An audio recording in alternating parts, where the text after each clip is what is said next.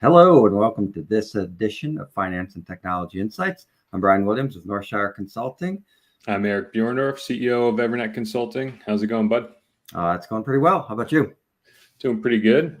How was the, so you want to jump right into it and tell everybody where you are and how you got there?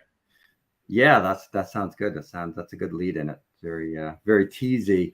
So yeah, I'm down in Florida. I'm down in the Villages. So for those of you not familiar with the Villages, that is a retirement community, an all-encompassing retirement community, which has a population of over 100,000 people. It is a 55 plus community. I'm visiting my mother-in-law here. I'm not quite ready. Got a ways to go before I can buy into it here, but lots going on here, lots of expansion. It's a very interesting lifestyle. So I was in a networking group, a couple of weeks ago, and I said one of the things I mentioned is kind of use your vacation as a mini retirement. It's a good way to kind of test things out and try things out. If you're, saying that you want to, retire and go to the beach somewhere, but every time you go on vacation, you go for a week and get bored of it, that's probably not a good fit for you. But yeah, it's something to think about as you get a little older. Good point. Thank you. Kind of use your vacations as a way to test things out and be like, yeah, I could do this for a few months of the year. I could do this for 12 months of the year. I could do this for no months of the year. But no, it's pretty interesting living. We are down here, obviously, with my wife and my 5-year-old son. And so he's getting ready for kindergarten in a couple of weeks. But I mean, it's just turned into a pool guy. He's always at the pool here now. So he's loving that. They're at the pool now. We drove over in the golf cart. So it's about 0.4 of a mile away, and then I walked back early to do this show. But you guys have already hit the pool this morning? Yes, yeah. I mean that's where it's at. So we yesterday I ran in the morning. The weather down here has been brutal. The heat's just been awful. But so I tried to get out as early as I can. So I ran yesterday and then we went to the pool. Today we just walked, and I'll probably run after this show. But yeah, pool's open at 7:30. So let's get to the goods. How did you get there? How did we get here? So good question. We took a train. This was our first experience for any of us doing the overnight sleeper car. So what we did is we normally we go out of Meriden, which is a really small town close to where I live, and then it connects to Hartford and New Haven, but the times didn't quite work out. So we drove to New Haven. We had a friend drop us off. We took just regular Amtrak, regular seats to DC. And now when I say just like regular seats, I don't want people to compare that to being on a plane, because it is infinitely different. I mean, I'm 6'2". I could stretch out with my legs in full with a backpack in front of me. I had an open seat next to me the whole time. You're in two sections of two, so it's two, and then my wife and son were across the aisle. He bounced back and forth, obviously a little bit, but so that's like night and day compared to a plane. So and then when we got to DC, we switched trains. We went on a sleeper car, so we did an overnight. We left about 3:00. So they kept you on the same train while you were at Grand Central, or did you go to Penn? Yes. Yeah. Did you go to Penn or Grand Central? It was Penn. It's called Moynihan Station now, but yeah. So that was basically just another stop. So it was like a little bit of a longer stop. Sometimes what they'll do is they'll do longer stops because they'll refill the water. They'll take the trash out and stuff like that. So that was it like a half hour there or more or less? Yeah, it might have even been a little bit less. And the thing with trains is there's always you're always either a little bit ahead or a little bit behind. It's not, I mean, obviously you can have flight delays too, but it's not as specific. It's not as tight as that. So, you might see on the schedule that they're planned a 20-minute stop, and maybe they're running a little bit behind. So that stop only becomes 15 minutes or whatever. So there's announcements throughout the trip and before the stop, like, hey, we're stopping here, but it's just, we've only got a few. They know who's getting off, obviously based on the tickets, and they know who's getting on, so they can time that. But then there's others where they're like, all right, we're in Jacksonville. This is crew change, and we're going to stop here for 20 minutes. So if you want to get out and stretch your legs, those people who want to smoke can do that. If you want to go inside and use a more regular bathroom or something, that's sometimes people prefer that option. So, but yeah, that was really good. So we did the sleeper car from DC to Orlando. And so the way they do it, there's different room sizes, but what we did is we had 2 rooms. They will only allow they will only allow 2 people per room. Even if you have an infant, they won't let both parents and an infant in the same room. So we got 2 rooms, and then each room, the seats fold down into a bed. Again, I'm 6'2". I had no issues there. 6'4", maybe you'd start to run into a little bit issue. Okay. But I'm there. And then there's a bunk above that. It's always intact, so it doesn't fold or anything, but the height is adjustable. So when it's not being used, it's a place to store luggage, which is great. Or you can, kind of raise and lower it for, and that's where my son slept. So yeah, that was really pretty awesome. I was texting back and forth with you and showing you. Yeah, the pictures are great. I was enjoying it. I was living through you. I've always wanted to take a train over overnight. Yeah, it really was. It really was great. There's this a few different names for it, but like the idea of like this train brain type of thing, where it's like when you get, half an hour into the train, there's like this feeling of like there's nothing more you can do. It's just a very strange feeling. Even when you're home, you've got that constant like, there's things you could be doing. You could be working around the house. You could be doing whatever. And then when you're on the plane, there's always kind of like that anxiety of, landing or being on time, or if you've got a connecting flight, or if you've got somebody picking you up. There's always a little bit of that too. Even though you do kind of settle into a plane ride, the train is like totally different. You've got your book, you've got your devices. Wi-Fi wasn't great, so we could get into that more, but yeah, I mean, so you just kind of settle in, and you're looking out the window, and you're like, all right, man, this is it. Was it like cathartic? Was it relaxing and just yeah, definitely. Is that what you're kind of invoking there? Yeah, that it was just like this feeling of like calmness sets over you. You're not in control of anything, which is okay. You're not too worried about time. My mother-in-law picked us up in Orlando, so it wasn't like we, That was my next question. At what point did the train start heading west? Because the Amtrak line runs the east corridor. That's north and south. So was it from Jacksonville? Did you take a connector down to? Yeah, it goes to. So the final stop is Miami. So it kind of goes over to Orlando and then down from there. But I would say most people, I think, got off at Orlando. It's kind of hard to tell. But and how far are the villages from Orlando? Like an hour? Well, so we went when she picked us up from the train station. We went to Disney World. So we did that for. We stayed there 2 nights. So Saturday was my wife's birthday. So we stayed there Friday night, Saturday night, and then we came to the villages on Sunday. So Orlando train station to Disney was probably about half an hour or so, a bit less than that. So that's so fun. Yeah, it really was great.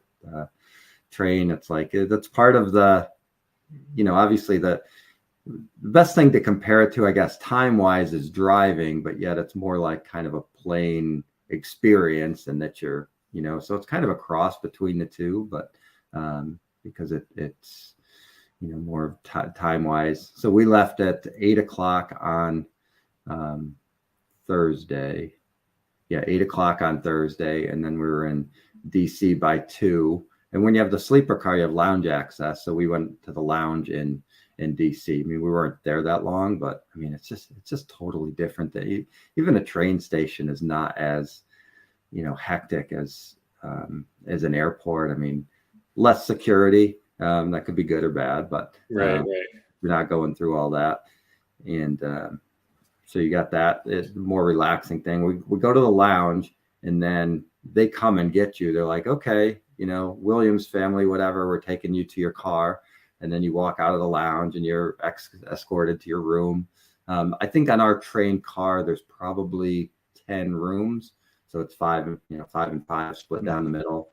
And then your attendant, I think the attendant is just for that car, although it might have been 2 cars. But there's 2 sleeper cars on the train. And we had dinner and breakfast there. So you walk through the other sleeper car, and then there's the dining car. You have the option of having the dinner delivered to you in your room, which, probably only psychopaths would do. What if you're trained, if you're driving alone or whatever? But of course, we wanted to hang out in the dining car as long as possible, because that is, it's wide open and you got the bigger windows and everything. So that's. Was there an observation car too? Not in this one. On the Western trains there are. So if you're traveling from Chicago, west, there's.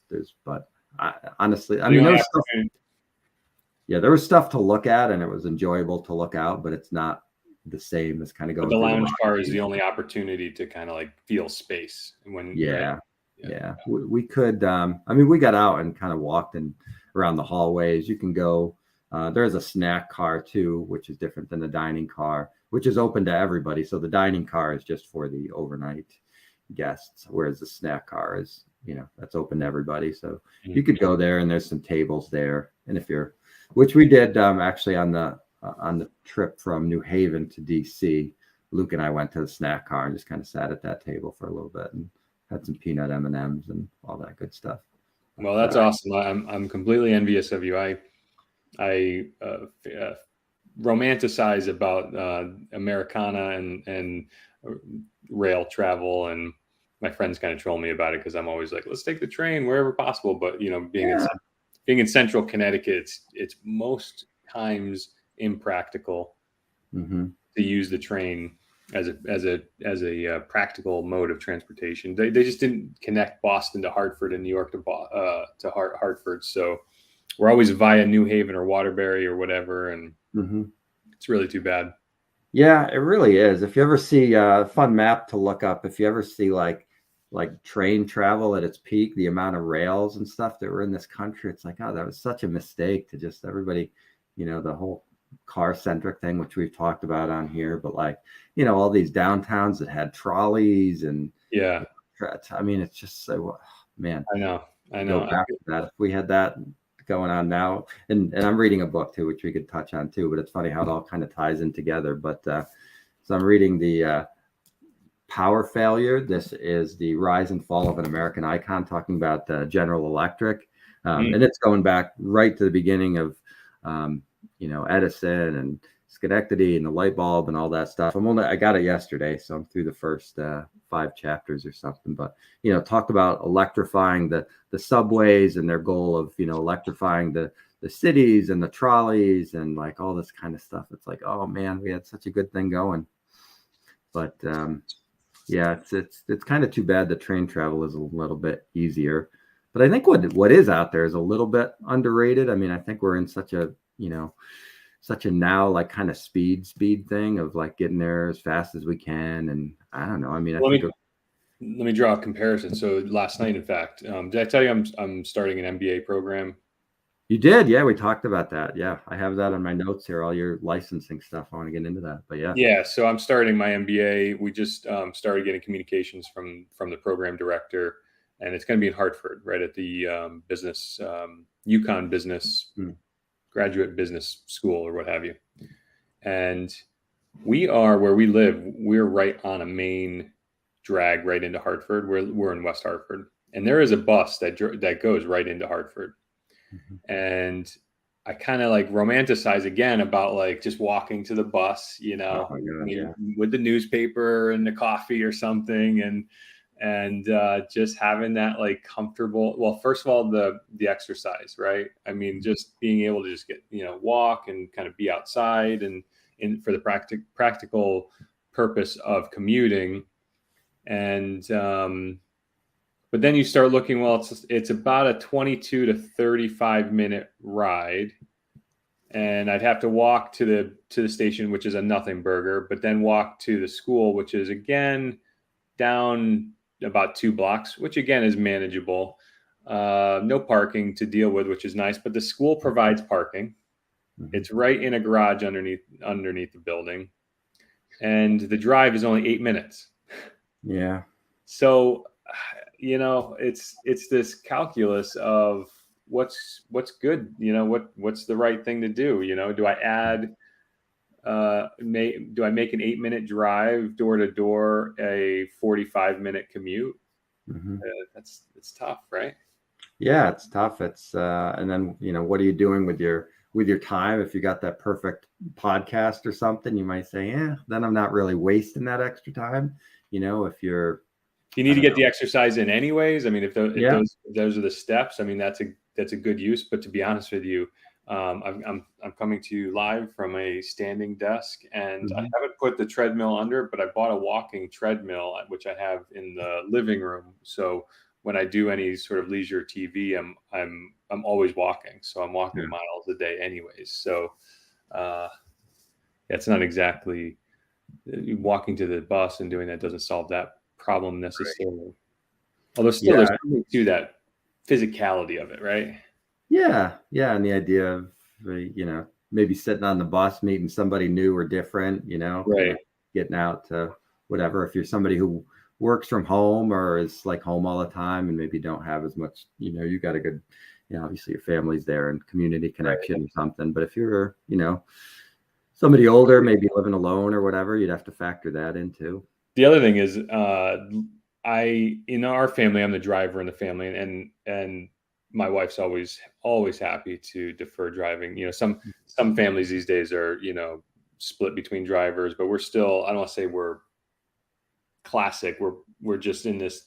She's always happy to delegate, and I'm always happy to take the responsibility. Mhm. But anytime we go out together and we take an Uber or something, the novelty of just kind of being driven in the back seat, Yeah. I mean, not taking responsibility, enjoying my wife, enjoying the kids when we're Mhm. in the transport. That's kind of maybe what you were hearkening back to with the train and what I could get from the bus, where in the period of transport, you're reading emails, looking out the window, relaxing. There's the people who drive Teslas and self-driving cars. They say when they go on road trips with that thing, and the car, let's say you're on the highway, and the car can do, let's say 50% of the lane keeping and acceleration and braking management on the highway. They say they arrive just rested, refreshed. There's a stress that of taking responsibility for your safety, and so does in that Sure. direct context. So Yeah. anyways, I don't know. I'll play with the bus and see what happens, but I'm not sure. With the parking right on site, I think it might I be hard. know. I know it's tough. And Buses start is 8 a.m., so I'll be traveling around the 7:30 time frame before Mhm. rush hour, so I'll be rush hour probably. And that is a factor too, whether you're traveling with commuters or traveling with, kind of joyriders. That does change your experience a little bit. Yeah, Uh, that's what's nice about the sleeper cars. Everybody was kind of going on vacation, or everybody had a story to tell, type of thing. Even when we left New Haven, it was past business hours, and even though we're going, New Haven, New York, BC, it still didn't feel like a business traveler type thing. So, but yeah, it was.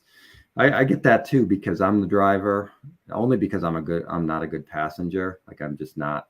I'm not either. And my wife's a very good driver, and I have no issue with her driving. Or if I think I'm going to be, if I have like some kind of work to do, or if I think I'm going to be tired or something, I don't have any problem doing it. But I just prefer to drive. I just can't, whatever. Yeah, I agree.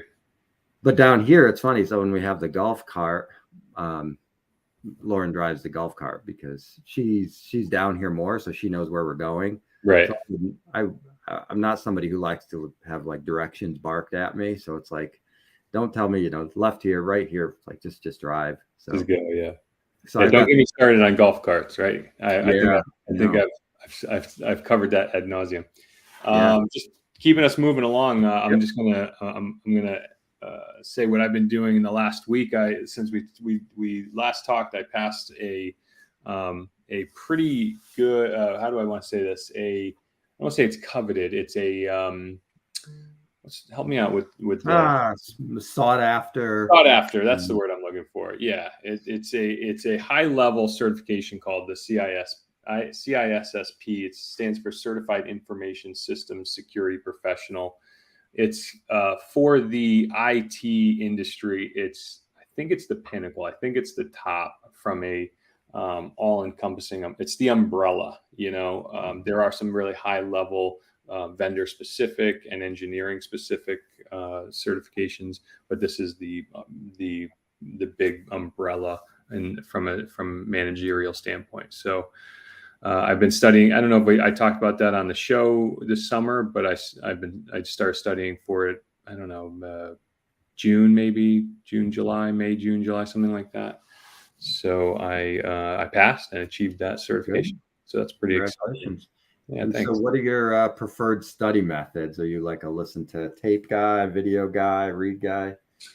Probably the trifecta. The book is dense. It's this thick. So what I do is I read the book. I read that book cover to cover, probably 4 times. I watched. There's a number of. YouTube is so amazing. The information that's on YouTube these days. Everybody's just covering everything. It's incredible. So there were a number of test prep instructors, kind of classes that were recorded. And I'm talking, these were, I think the longest one I took was 10 hours and 45 minutes on YouTube, watching that at 2x. And I think I watched that twice, maybe a third time, and then even a second one. And then, there was practice test prep software that I was taking. So that's kind of how I attack things. I just, when I was getting my pilot's license, I think I had already gotten my pilot's license before we started the show. But when I got my pilot's license, it was just drinking and soaking myself in the information. I just obsess over it. You know what I mean? And that seems to be effective for me. Yeah. And to hear it from different angles and different voices. There's one thing to reading it, and then a video, somebody will explain it a certain way, and then listening to the audio of it. And you got to hear something 7-10 times before your brain believes you that it's valid, and right. i.e. learning before you learn something. Yep. So, and I understand that. So when I start learning something dense, it's just okay. Let's start hearing it. So it starts learning. And it's funny. This is what I tell my staff in the company. When I implemented a learning management system in our company, I took all of our training and our processes and our SOPs, and I just recorded me training them, and our HR manager and the team leaders are now starting to record their own training assets, which is wonderful. And all new hires have to take all of the company standard training and then their departmental and specific business function training, and it's just us talking to them. And some people like it, some people hate it. But the importance of it is it's going to take 7 to 10 or more times for them to hear this. So if at minimum you can just get the first one done in an automated fashion, you know what I mean? And so that's just how learning is. YouTube has, you can listen to it regular speed, obviously 1x, 1.25, 1.5, I think 1.75 and 2x is the highest. Yeah. 2x. Yeah. They definitely need like a 1.1, 1. Oh, you think? 1.5. Yes. Yeah. Because 1.25, to me, that it depends on what you're doing. It depends on the presenter and the cadence and all that stuff. But like when I listen to my podcast or books on tape, it's almost always like a 1.1. Some of them I have to listen to at 1. Like the comedy stuff, I have to listen at like regular speed because part of it's the cadence and the pausing and everything. But yeah, like on Google Podcast, you can do the slider anyway from, I don't know, probably even 1.05 or whatever, probably goes in hundreds. And then it has an option to like trim silence. So if there's a little bit of dead air, it'll cut through it. But I find that I'm always searching for something on YouTube. It's like 1.25 is too fast and 1 is like a little bit slow. So that's so funny for them to implement a slider in there that would give me a little more leeway there. But I have developed, when I first discovered the speed, I was, started at 1.25 and it was like, oh, hold on. Now I am fully proficient at 2x. Oh, that's good. Yeah, it's wild. Like the stream of information. In fact, when I'm researching or studying something, I am in this weird state of mind where like I'm Neo in the Matrix, in the chair or something. Like, I just need the stream of information to just hit me. I'm ready to receive, so plug me in, So yeah, and I think that must be with practice, because I remember when I remember 1.5 when I turned it up to 1.5, that was a lot. Yeah. And it may be, I think, once if you have, a lot of this information that, in fact, most of it has been information that I was already an SME. I was already a subject matter expert in it, so to speak. When you're taking a test, the test is just a framing of a body of knowledge. So you just have to study to get in the frame of mind of the association or the authority that's putting on the exam. Does that make sense? Yeah, it definitely does. And you have to get into the test maker's brain to figure out how they want to phrase want to phrase stuff. And for me, it was always kind of silly. I remember taking one of my first, I don't know if it was a Series 7 or some other securities type exam, and people were like memorizing all of the different, if you do this, the penalty will be this. And I would wager to bet that probably 80 to 90%, whenever it's something like that, the answer is always like the most severe penalty, because they're trying to get you get you to, be a little bit afraid of the system or whatever like that. Right. So, if you violate rule X, the penalty is whatever. It's like almost always the most severe one. So exactly. But you have to get into the test writer's brain and figure out what they're trying to accomplish. Right. Through the test, but yeah, no, that's interesting about the 2x thing. I find myself, maybe I'm sort of caught in the middle, because when I do 1.25, sometimes my brain will drift. So I'll end up going back and probably spending, more time than I'd saved doing the 1.25. But maybe if I went all in on like a 2x, my brain wouldn't drift like that. So I'd be so locked in on it. So maybe I should try that a little bit more. It may be an acquired skill. It was for me. So if you wanted it, but I'm also like, I'm an information. I mean, you're kind of like this too. You're an information junkie, right? I mean, you're glued to the stream, right? Of whatever your interest is. Sure. So it's interesting. Speaking of the stream, do you want to, anything else personal you want to cover? You want to talk any news that came up? You haven't had a show in 2 weeks? Yeah. No, I was trying to think of what we've done the last couple of weeks. I did do not necessarily news related, but I ended up running a half marathon with my old college coach, which was kind of funny, because he's still at Sacred Heart. He's been there for 30 years now. And it's like that age gap thing. You got like, when I'm 18 and he's like 30, the gap is like, wow, this guy's like, so much older. But then when you're 45 and he's, 57 or whatever, like the age gap doesn't seem. But so he mentioned it's a race that he's done for 48 years in a row. He started when he was like 11 or whatever. Yeah, because it used to run by his house when he was a kid. His father passed away, but his mother's moved a couple blocks away. But it ran by, and that's what got him into running and kind of excited about it. And he said, I want to do that race someday. So he did it when he was like 12 and did it through high school. And now he's came back in the summer to do this thing. So he's run it 48 years in a row. And so he mentioned that to me. I said, yeah, I'll go out and do that, because I had run it with him like 20 years ago, and came back and we did that. But how that ties into the driving thing, I'm exhausted. It was super hot and whatever, and I hadn't run that far in a while. On the ride home, my wife's sleeping, my son's sleeping. I'm like, what? How did that happen? How's that fair? These guys just got to sit around and watch, and now they're like fast asleep, and I'm driving home. But yeah, that was kind of funny. But it did get me going again. Did get me at least running. I wanted to get to the point where I knew I was going to at least finish it. Necessarily wasn't pace wasn't, or speed wasn't really the concern there, and I knew I'd be able to run with him. So it's just a matter of being able to hold up and time on feet type of thing. Just being able to make sure I could get through that. So that was kind of interesting, I thought. So New Haven hack, that was probably one of the more interesting things that I saw you post about over the last couple of weeks. So walk us through what happened there. So yeah, a little housekeeping real quick. So if you haven't subscribed already, give us a subscribe and a like.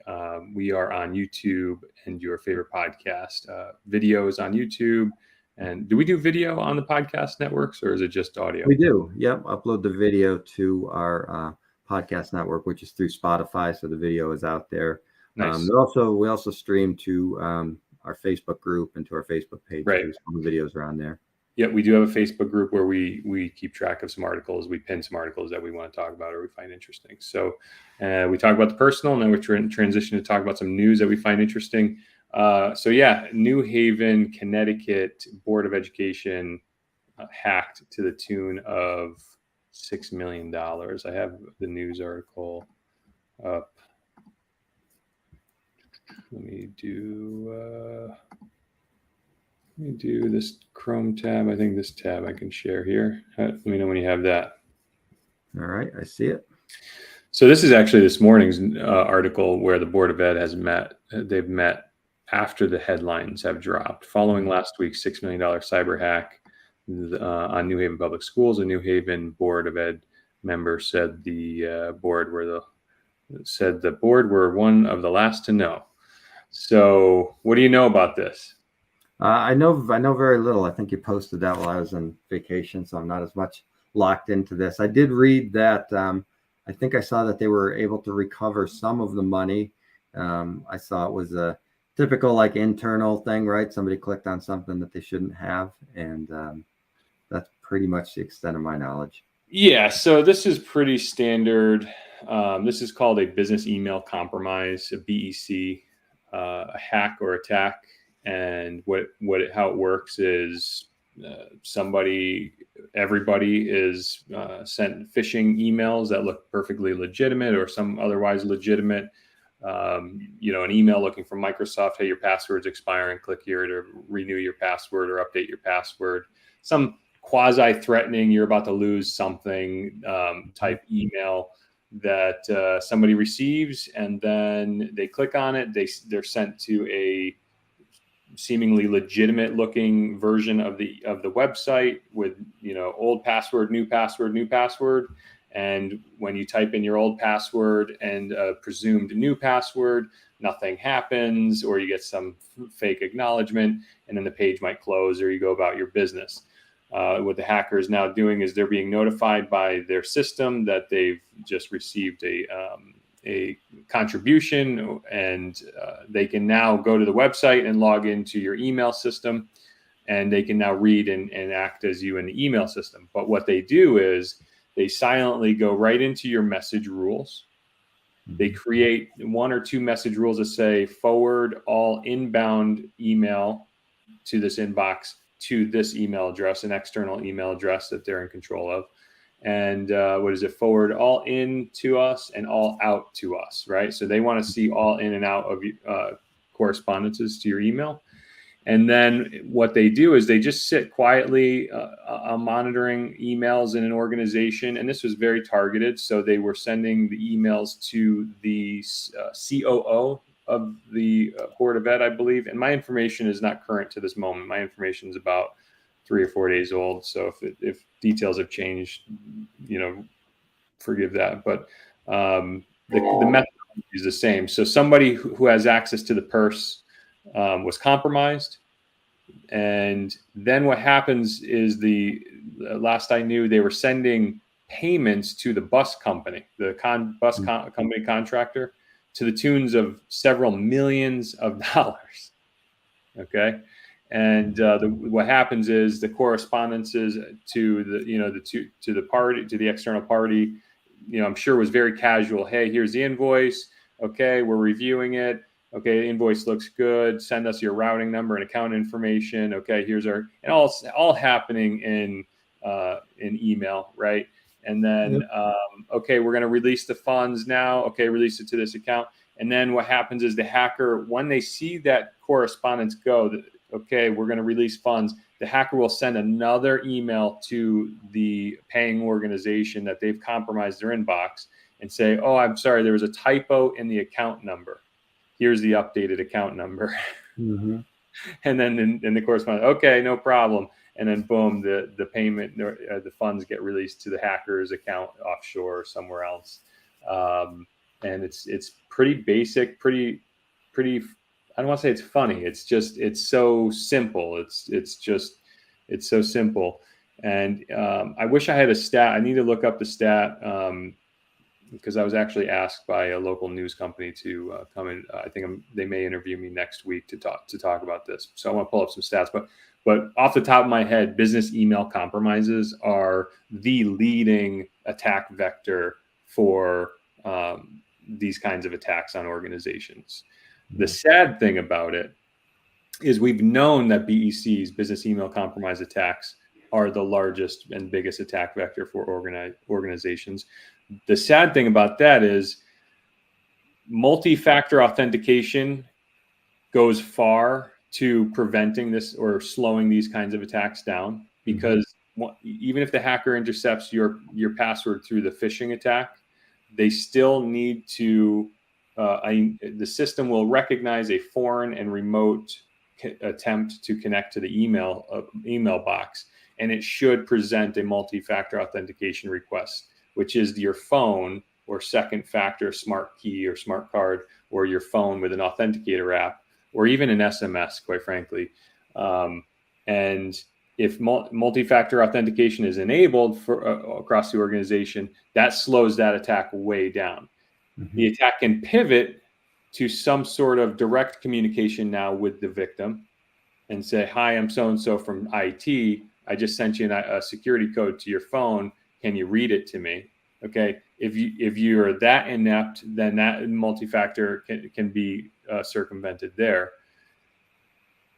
In addition to that, or before that, previous to that, we've actually been recommending that you can actually, the message rules functionality to auto forward email is I don't have a stat on it, but in my 20 years of supporting email systems, I would say less than 1% of people use that functionality. Okay. So that functionality has huge security implications for the organization and very low potential benefit to the organization. It's just not balanced. Right. And Microsoft in recent years, because they know that this is the biggest attack vector on organizations using their systems, Microsoft a couple of years ago has started rolling out new global policies that email admins can implement that disable that auto forward feature across the organization.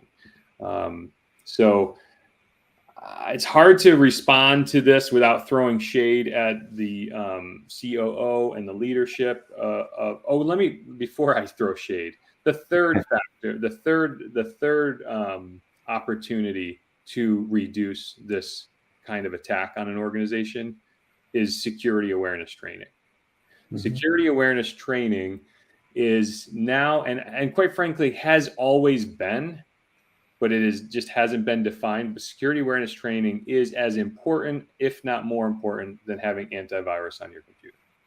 Every single computer user today knows that the de facto security on a computer is antivirus, right?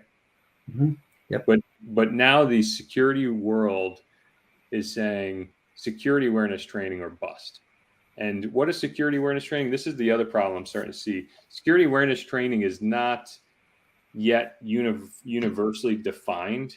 So people, you see a lot of companies sending their people to annual trade shows, webinars, CLEs, continuing learning education,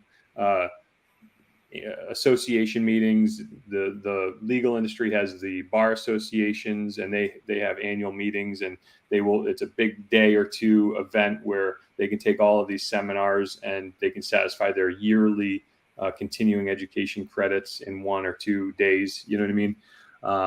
They think if there's a technologist like me espousing security awareness on stage, they think that it constitutes security awareness training for the year or for some reasonable period. It doesn't. The answer is it doesn't. The appropriate solution for security awareness training is a learning management system. It's software. It's a platform. Okay, that administers uniformly across the entire organization training that can be measured. Participation can be measured. Participation can be measured and logged across the entire organization. If the COO skips the training, if the janitor skips the training, if the receptionist skips the training, that is measured. And now you know with what your attack vector is, what your weakness is, So sending this haphazard, continuing education effort and various webinars and things like that does not constitute the appropriate response to the human attack vector, which is the biggest one. So I'm on a rant, but I'm gonna keep going, okay? And then I'm gonna unkey. Yeah, go ahead, and then I'll have some follow-up questions for you, but I'll let you keep going. Those three security controls: security awareness training, multi-factor authentication, and locking down a feature that mostly results in harm and no benefit to the organization. I would venture to say that none of the three things were implemented in this information system for the city of New Haven. Mm-hmm. That's where my I don't want to say frustration, but that's where my emphasis comes from. That's where the emphasis in my voice is coming from, because this is avoidable. This kind of thing is able to be mitigated in large part. In addition to that, the COO should have orchestrated some sort of secure money distribution protocol. You know what I mean? Basically a process in which that organization disperses funds when it's just well known that those funds are subject to attack. So here's the shade. Shame on the leadership, the COO, the CIO, and the highest manager of New Haven and the BOE, the Board of Ed, because this is a failure from on top. Mm-hmm. This is not a failure from the bottom up. This is a failure from the top down. And and then unfortunately it's a failure we see all too often. Go. No, I hear you. And so one of the points in the article was, obviously this stuff becomes political quickly, and they say, well, this is, from the mayors. So that backs up what you say, is that it's got to come from top down, and money should have been allocated to make sure they go through this training. It's amazing that somehow at the state level or something, there isn't something that comes through that says, each municipality or each school district has to have, this type of training, because it could be tied to funding, saying you've got to do this, or even, whatever it is, paid for by the state or contracted or whatever. Well, so the Fed has the NIST risk management framework, where mm-hmm. the federal government implements a mandate to protect their systems using a known published framework. Mm-hmm. I admit that right off the top of my head, I don't know if the state of Connecticut rolls that mandate through, using that as a guideline. I'll actually do some research on that, because that's a good question. Mm-hmm. And it looks like says the city's recovered $3.5 million of the money, but they don't obviously give any more details about if they think they'll be how they were able to recover that, or if they think they'll be able to recover any more of that. But that's significant, at least, that they got some of them back, because that's really hard to do. It's once this money goes, it'll be wired somewhere, and then it'll be sent to a second account, third account, and distributed and converted into, cryptocurrency and washed through who knows how many different layers. So yeah, I mean, the banking industry has a challenge, and they need to give people the agency of moving their money when they want, right? And right. How do you create this escrow where the Fed can claw? You call the FBI and the Fed can help you claw back this money. Mm-hmm. It's maybe in 100 years we'll develop the technology and methodologies and systems in place, but relying on the Fed to help you claw back half of $6 million is not a risk mitigation technique. Yeah, definitely is not. And it's like with any of the security stuff, it's always a trade-off of cost, inconvenience, speed, all that kind of stuff. That's, you know, But that's the problem here. You know, managing an information security system is not about checking all the box and sitting back going, we're done. We did right. it. Okay. Very few organizations that I have visibility to are doing everything they should do all the time. Okay. But when there comes a certain maturity in an organization's life cycle where you're not reacting to things, you're iterating on things, you're iterating on your processes. And that's where my frustration comes from, is these security controls that I mentioned, these technical security controls, are well established among the security community, well established among the IT community, and with a reasonable amount of initiation, they should have been closed. This is clearly an example of you know, the lack of corporate governance, a lack of IT governance, a lack of you know, performing basic risk assessments, and not knowing that you need to perform the risk assessments, and not performing the risk assessments. And then if you can't do what you have to do, you have to find the people to help you do the things that you need to do. You know, so this is why this is a failure on top, because the top probably didn't know what IT governance is. They probably didn't know what risk assessments or the imperative of the risk assessments. So it's like the blind leading the blind. That's why the top failure from the top down. Because once you know what you have to do, then you can start doing the thing that you have to do. And then when you have a team, let's say, that's incompetent or inept or unable, and no disrespect to the professionals that are there, it's just, if you're not rolling this down from the top, it's not going to come from the bottom up. And I actually have visibility to a number of corporations that are run this way, and it's really unfortunate, because it's sustaining an economy of bad actors. Mm-hmm. That's what. Yeah. So this is New Haven Board of Education. Do you think there's more in New Haven public school systems? Do you think there's more public school systems who read this and say, "Oh, thank God our systems are in place," or is there more that say, "Oh crap, we better do something to prevent this from happening to us"? You know, you hope it's a wake-up call, you know, but I don't want to be political or shit on government workers and the government the government as an employer. But I've seen people in the position of leadership I've seen this so many times, not possess the skills required to take the responsibility for the station that they're in. Right. And in general, you don't get any sort of political points for preventing anything. I mean, you don't, not that happened here, but, preventing the crisis or preventing a terrorist attack, or you don't get any points for that. It's all about reacting to what happens. That's what's going to get you the points and the headlines, unfortunately. Yeah.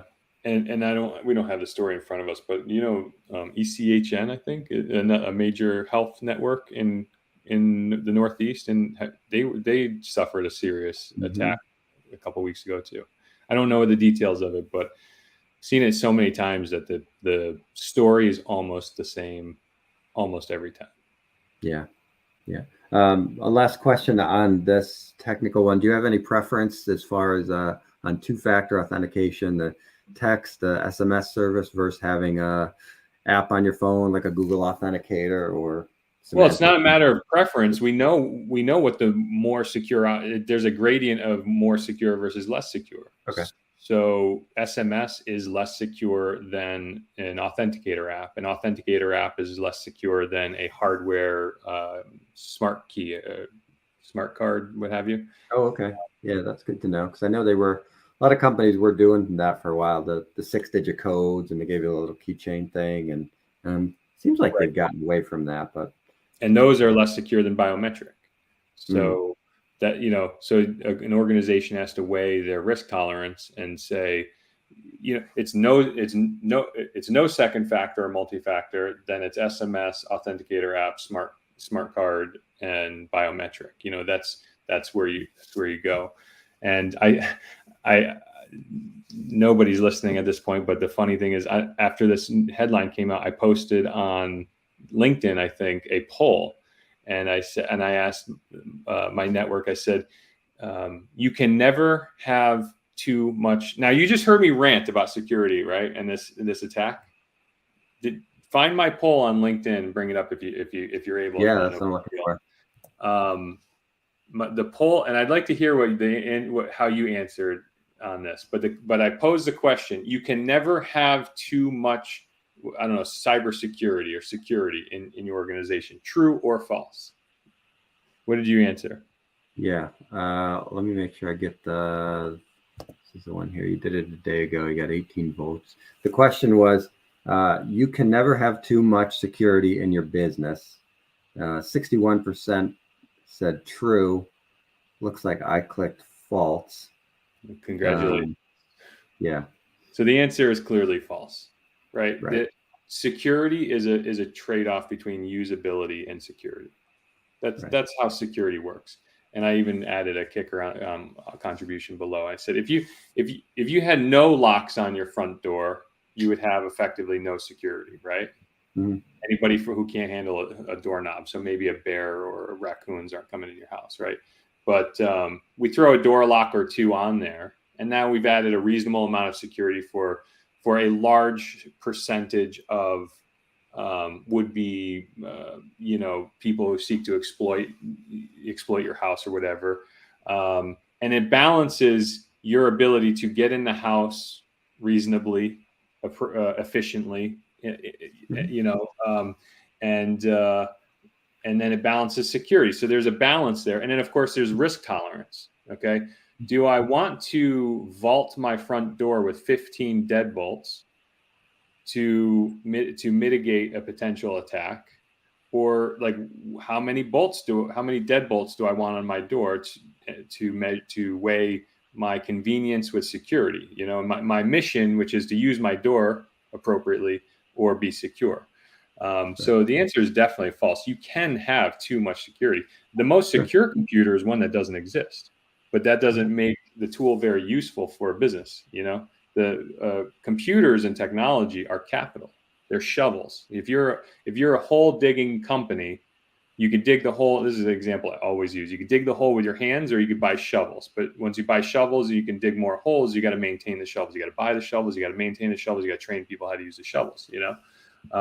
Computers are this exact same way. You can conduct business without computers, but you lose the capital that they give you. So the most secure computer is one that doesn't exist, but that's not really practical. So you have to balance security with the mission of the company. Yeah, and it was funny. I was thinking about the door example before I even read your comment on there, because there is the other factor of you do have to be able to get into your house if there's an emergency too. So it's like you and out. Yeah, right. And out. Yeah. You have to get out of the house sometimes, efficiently.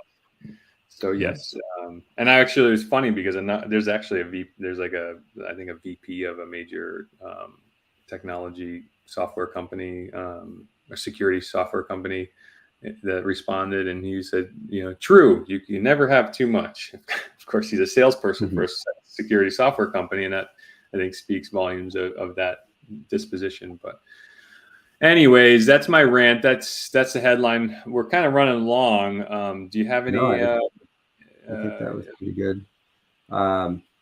Stamina for another one, or did you have anything that you wanted? Well, yeah, you wanted to mention something about Tesla and their apps. Oh yeah, I mean, I don't want to co-opt the whole show with my technology stuff. Is that cool? No, I mean, I think that's a good crossover piece. So if you've got all right, so something about that. Let me tone it down a little bit because I just totally got worked up about that cybersecurity attack. But Tesla making headlines, Elon Musk making huge headlines. You give me the financial language. They're what, the most valuable by market cap company, or was there Yeah, among largest market cap company in the huge world. financial position of the company, right? And of course, what's interesting is Tesla is trading on multiples of like crazy multiples of earnings, right? That are going against traditional investment models, right? Mm-hmm. So the argument has always been like, why are people giving this company such a high valuation compared to their present day earnings? And of course, anybody who can think about technology over the last 50 years knows that the net present value, is that the right term? The present value of a technology doesn't represent its opportunity value, right? Right. Yeah. And So famously, Amazon did not make money for decades when they first. I mean, now they're starting to turn a profit, but that was always, how can they be one of the largest companies in the world and not make any money? And the answer was because, well, they took everything and they reinvested it because they saw the opportunity there. But technology also has this adoption curve where it tends to, once it starts getting adopted, the income opportunity just is like exponential, right? Compared to maybe traditional business models. I mean, Yeah. you can't make Coke and Pepsi just like catch fire, and what I mean? It's like you have your unit sales, you're going to continue to sell units, maybe some new markets open, you're going to expand your market, but what it is. Technology, the proliferation and propagation of technology allows for those like insane curves. So anyways, that to say, I've been saying for years, and I wasn't the only one saying this, but Tesla is a technology company. And one of the and their cars, and Elon said it too, their cars are platforms. And really they're akin to smartphones. If you think they're just computers on wheels, everybody's been saying they're computers on wheels. A lot of the pundits, because they're not in the know, none of the real headlines, and even the technology pundits who talk about this, haven't been spending a lot of time on the fact that, yes, it's a platform, and the day that Tesla releases an app store akin to the Google Marketplace or the Apple App Store, and then their revenue is going to explode. The innovation is going to explode, for one. So imagine the usefulness. Imagine your garage door opener, which exists now in the Tesla app. Imagine like your garage door opener is just an app now that you download to your car rather than a manual clicker and all of this functionality. So this headline, which I don't think I have up on screen, but I could try to share it here. Do you have it up? I do not. Nope. I can. While you're looking for that, I can give you some point of reference on Tesla. So when we talk about how expensive a company is, we talk about the price, which is the share price over the earnings, how much money they're making. So if you compare Tesla, they're at about a 67 price to earnings ratio, which would be kind of on the more expensive side. And to put it in perspective, a company like Apple, who's still a technology company, who's probably the biggest comparison, has a PE ratio of half that, of about 30. Wow. So yeah, significant difference there. And then if you were to take it even further, pull up Microsoft, their PE ratio is about, so they're at 33. I actually would have thought them to be a little bit lower than Apple. Yeah, they're giving it to Microsoft too. Yeah. So anyways, a lot of words to say that this headline here, Tesla's first third-party app is here, and it's all about fleets. So there's two things happening here in this headline. First is that that app store moment, I think, has officially arrived in this headline, right? So now third parties can develop apps for Tesla. And I don't know, I haven't explored their developer ecosystem or SDK and App Store, whatever. And quite frankly, I don't even have a Tesla. I don't own a Tesla, but this is kind of that moment that I've been kind of chirping about, saying like, even I think the investors who are giving that high valuation to their stock, like, I think they're generic in their way of like, oh, Tesla is a thought leader. They've got a great product. They're a technology first company, platform, blah, blah, blah, and they're going to be worth a ton, right? But this is like where the rubber hits the road. This is like the meat and potatoes of why. I wish you're a fast researcher. Can you pull up how much revenue Apple makes in services? They do break it out. Apple just had their quarterly earnings. I want to say I just saw the chart. It was like I want to say Apple makes over 50%, I think, of their revenue, and I think it's even closer to maybe 70%. Their service revenue is 21 billion, up 5.5% year over year. And what's that in percentage? So service revenue is up as their device and their hardware is down. I'm trying to see if do you have the total revenue pie though? I just want to compare what services are relative to the sale of their hardware.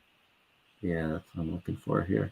I think hardware was like 15% of their revenue. So selling Macs and iPhones are somewhere around 15-20% of Apple's revenues, and like a large portion of the rest, so like 50 to 70. I'm trying to be conservative because I don't want to misspeak, but 50% of their revenue are attributed to services, which basically means like digital downloads. So when you download and pay for an app on the Apple App Store, 30% of your app fee goes to Apple as the App Store host. So this is why I get so worked up about this, because this is that moment where Tesla becomes an open platform for apps and third party. Now, Apple's services are about 20% of revenues. 20%. Okay, so I was overestimating, but 20%. So 20%. But how much was it hardware? Do you see that on that same chart what hardware was? I didn't have it. Let's see. Total services was 53 billion. That's right. Revenue. Still nearly a quarter of their revenue is just in software services. Yeah. Just running the App Store, 20% of Apple's revenue is just basically the Apple App Store. Mm-hmm. And all they're doing is taking 30% of every Fortnite dollar, every Spotify subscription, everything that you buy through the App Store. That's 20% of Apple's revenue. So this is that moment for Tesla. The second thing about this, and I don't want to linger on this too long, but the function of the app is really compelling and interesting too. And this is where this company's Standard Fleet, which is a company formed by Apple and Tesla veterans, are basically building an open platform for car rental fleets to track and manage the actual car. So you can imagine Hertz and whatever has all these cars. Now they can download this app on the car and then have various management functionality and metrics to it. So it's really exciting. I think I found the chart where you're looking for here. So if you see this is the services revenue is the light green at top. So if you were to draw a line from 2012 through current, you can see how services are just a growing portion of their revenue, and probably the biggest declining. iPad is the gray or the silver there. Wearables, it's kind of back and forth. And then, of course, the iPhone is pretty steady at the bottom, although it's declining a little bit over the last 3 quarters. You see it kind of peaks with the new cycle of the iPhone. I'll get the mouse out of the way here, but you can see it kind of peaks when the new iPhone comes out and then tails off a little bit. But definitely the big takeaway from this chart is the growing services.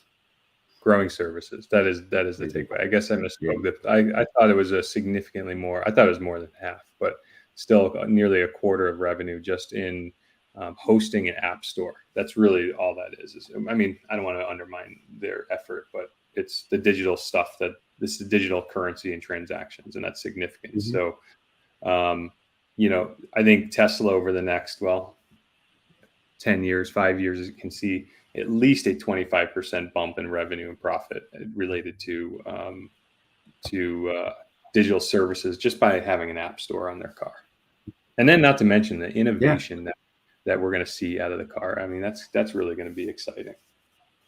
Right. And we've seen price drops from Tesla consistently, and maybe that's where they start to make up that revenue. I mean, Apple has never really done any sort of huge price drops on the iPhone, but in theory they could, you know, give the iPhone away and still make money. You know, they're not going to do that, but maybe Tesla sees that as, all right, as their service revenue goes up, it's like, screw it, give the car away, because we'll charge the subscriptions, we'll charge the everything else, you know.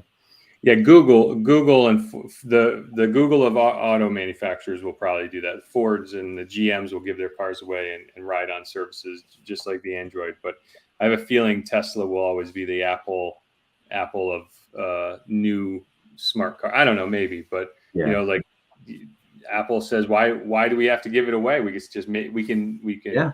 position it as a premium product that you just got to have, you know. Mm-hmm. Yeah, and so go back to PE ratios for perspective. Ford's PE ratio is 11, so that's the difference. So people looking at Tesla as a car company and say, "Well, it's so much more expensive than Ford," are looking at it the wrong way. Right. Yeah. So all right, that's what do you say? You want to call it? Yeah. Right about an hour. So I'm Brian Williams from Northshire Consulting, which is a Connecticut-based investment advisory firm. We're dealing with small businesses and families. You can go to northshireconsulting.com and book an appointment there at no cost to have a conversation if it makes sense to do some work together. You can find us on social media platforms, 401k and beyond is our stuff there. And Eric will close us out. I'm Eric Bierendorf, CEO of Evernet Consulting. We're a national IT and managed services provider. You can find us at evernetco.com. You can find us on all social at evernetco. You can find me on LinkedIn if you want me to catch up and chat. And we record finance and technology insights every Tuesday, save for any personal matters that get in the way. But otherwise, we're here every Tuesday. I think we drop Tuesday afternoon our recordings on YouTube and your favorite podcast network. If you made it this far, give us a subscribe and a like, and maybe give us a comment contribution. Tell us what you think of the show. And that's all I've got. All right. We'll see you next week.